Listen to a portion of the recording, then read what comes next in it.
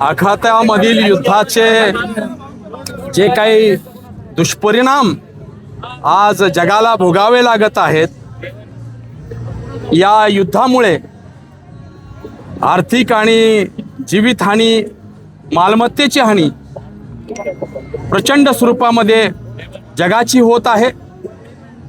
ज्या देशांचा या युद्धाशी संबंध नाही ते देश देखील आर्थिक आणि सामाजिक अडचणीमध्ये आलेले आहेत। एक क्रांती विकासाची थांबलेली आहे।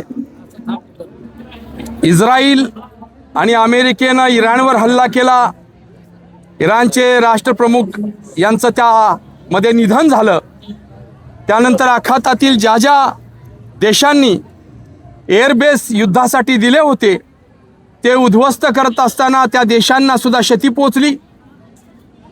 दुबईसारख्या ठिकाणी आज 30 लाख भारतीय राहतात।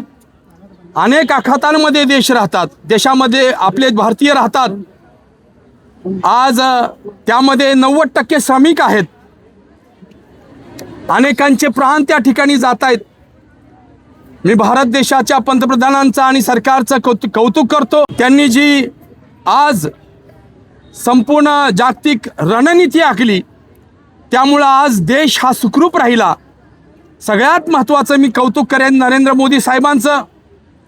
ते इस्रायलला गेले, शांततेचा संदेश घेऊन गेले। ते पाकिस्तानला यापूर्वी गेले, ते इराणलाही गेले यापूर्वी, ते अमेरिकेलाही गेले। त्यांनी सर्वांना सांगितलं शांतता नांदावी, थोडा विचाराने आणि चर्चेने प्रश्न सोडवावेत। परंतु टोकाला गेलेला जे वाद होते ते चिघळले। परंतु आज भारत देश हा या सगळ्या युद्धामध्ये किंग म्हणून राहिलेला आहे, राजा म्हणून राहिलेला आहे। या ठिकाणी एअरबेस युद्धासाठी भूमी आमची पण मागण्याचा प्रयत्न झाला असेल, परंतु भारत आज सक्षम झालेला आहे।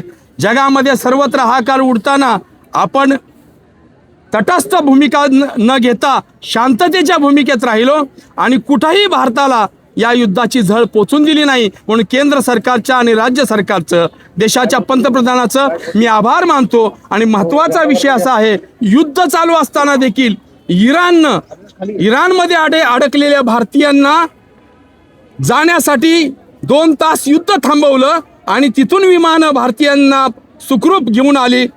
हा या देशानं कमवलेला एक भाग आहे मैत्रत्वाचं। सगळ्या देशात नरेंद्र मोदी आणि भारत सरकारचं हिंदुस्थानचा आभार मानलं आणि सांगितलं या देशासारखं अमन आणि शांती कुठं नाही। याला आमचं परराष्ट्रीय धोरण आणि नरेंद्र मोदी सरकार यांचं धोरण आहे।